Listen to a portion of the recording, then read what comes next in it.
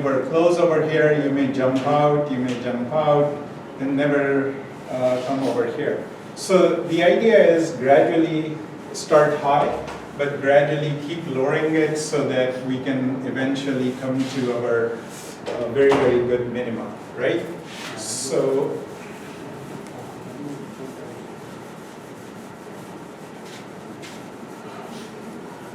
okay, so now what I'll do is, to save time, I'll take you to an article which is very popular. The person has done a fantastic job of summarizing the different learning rate schedules. And I'll go through 4 or 5 of them, give you the idea, the intuition behind, and then towards the end of the course, because I myself am very interested in anytime there's an optimization problem, that's one of my main interests of research. So I myself am looking into solving it for the deep networks case to see what is that magic, schedule that we can come up with. So it involves pretty heavy mathematics. It has a concept of Lebesgue. Some of you who have some math background, Lebesgue, I forgot the actual spelling, but anyway, L norms, and there's a concept of continuity in these high dimensional spaces. So I'll give you my take on it once we come towards the end of the course, and I give you an idea of some of the advanced topics. But for right now, let's see what is a good learning rate schedule.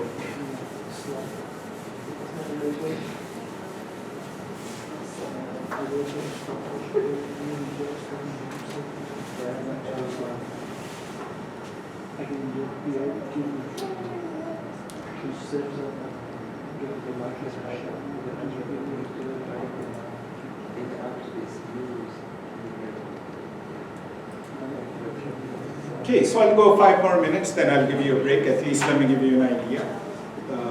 So on our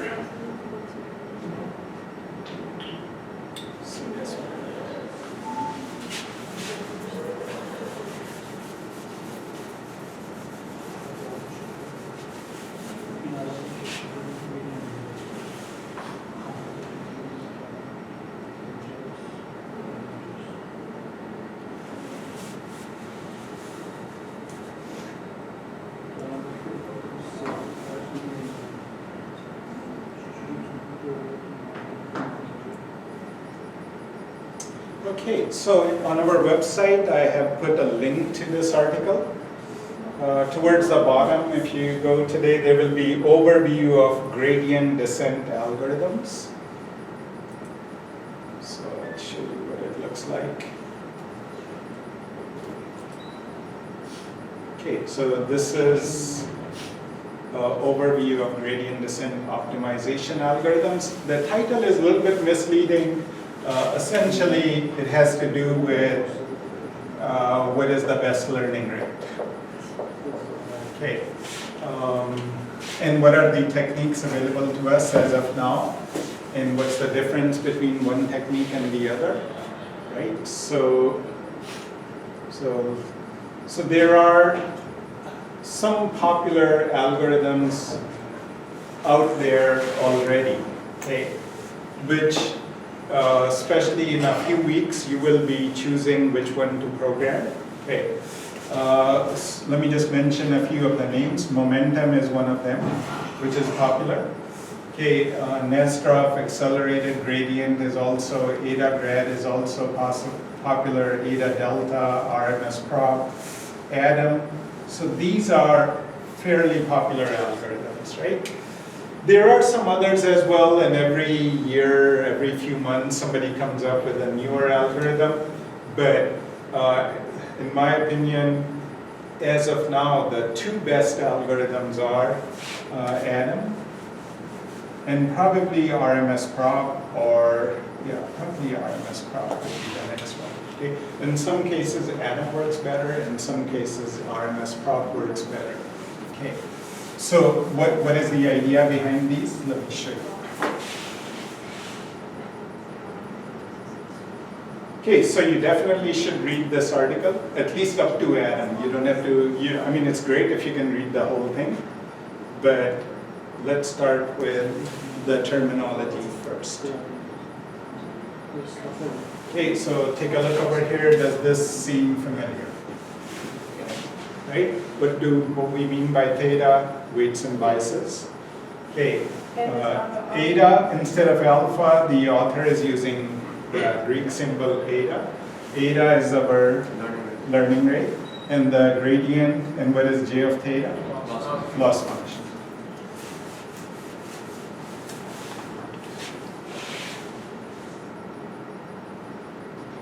Okay, so now, the author defines two variations of this algorithm, the mini batch and the SGD, the stochastic. Okay, and what's the difference between stochastic and mini batch? Here, after each training data, we update the weights.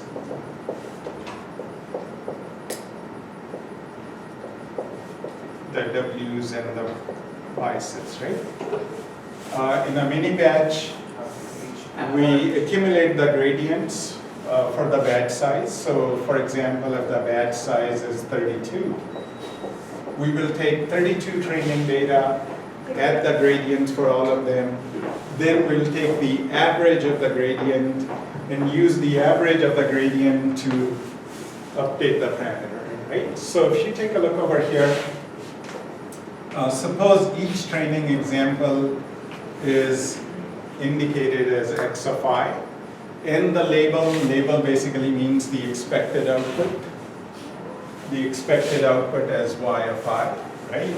So j, the loss function depends on, remember, the input, the expected output, obviously, as well as what is the current value of weights and biases, the model. Okay. So because for each individual I, we are updating the theta, so which algorithm is this? SGB. This is the SGB. If we make it I colon, let's say I plus n could be 32, for example, or 64 or whatever, then this will become the mini batch SGB. So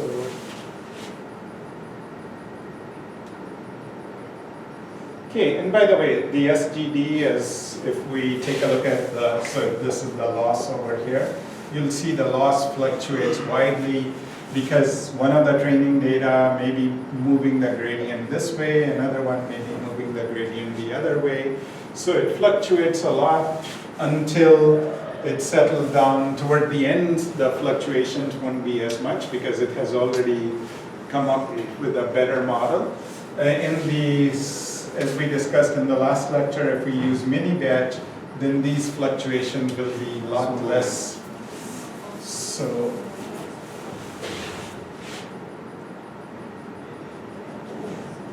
okay, so if you take a look at this over here, as you can see, you see for I range I plus n, obviously we are taking a batch size of n, the lowercase n, right? And then updating our parameters over here, model parameters, so this is the mini batch way of defining this.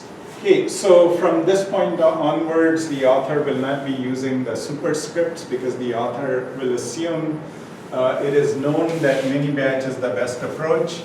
There's no need to use SGD or the full entire data set as the batch. So from now on, even if we write theta equal to theta minus theta delta of theta, right, it will be assumed it's mini batch.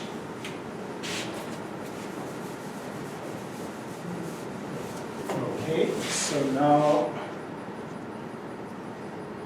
you guys can read the details later. I'll take you to the first algorithm. The first algorithm is called momentum.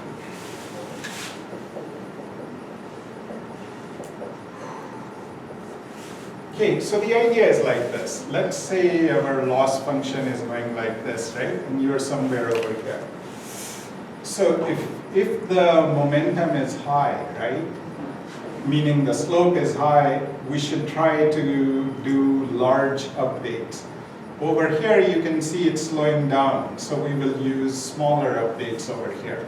So that's the general idea of momentum. So what we do is we modify our original was theta equal to theta minus eta delta of theta j of theta. So we modified this one, so this is the original, to become like this. We define one extra term, Vt equal to gamma Vt minus 1. So think of gamma like 0.9 as an example. Okay. In the beginning, when we start t equal to 0, so v of t minus 1 will be 0. So in the very, very beginning, what will this term be? 0. So this term goes out, right? So Vt is simply eta of delta theta. So if I plug it in, very, very first update, is it the same as the original?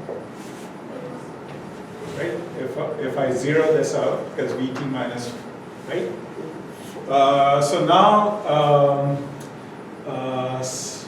after we have done the update, right? Vt will have, as you can see, Vt will have this value. Okay, so if we go to the next time step, the old value of Vt is now this. So this will be multiplied by 0.9, right? So as if what we are doing is, if you try to think about it, if the old gradient, so let's pretend at some point in time this was, let's say, 0.3. We computed this to be 0.3, right? Okay, then when we go to the next time, it will become 0.3 times 0.9. So this is the old gradient. Okay, gamma is 0.9 plus whatever the new gradient is. So we are discounting the previous gradient by, a little percent, 90% or whatever. So if previously was high, we want to continue keeping it high. If the previous value becomes slower, right, then we won't be adding as much to compute the new gradient. So this is the idea behind momentum. So, so once again, the net effect will be, if we had like something like this, we'll go faster, faster. We may oscillate a little bit over here. So then the next algorithm will try to safeguard against the oscillations. Anyway, let me give you a break, and then I'll continue from this part.